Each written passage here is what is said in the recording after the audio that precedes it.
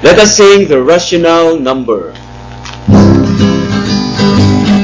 Our rational number is a number that can be written in the form A over B, where A and B are integers and B is not equal to 0. Rational numbers to make sure they have the correct ratio of ingredients.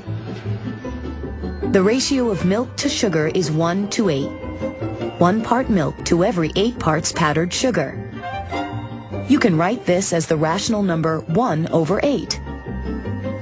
A rational number is any number that can be expressed as a ratio of integers, a fraction in which the numerator and denominator are both integers.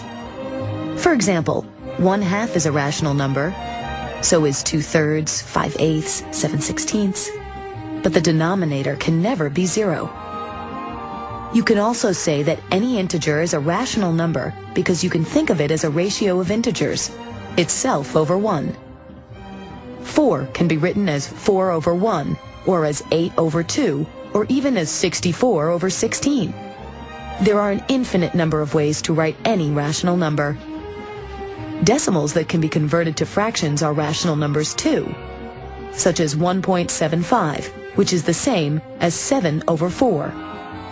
For rational numbers, as for integers, you can always find greater or lesser ones than any number you choose.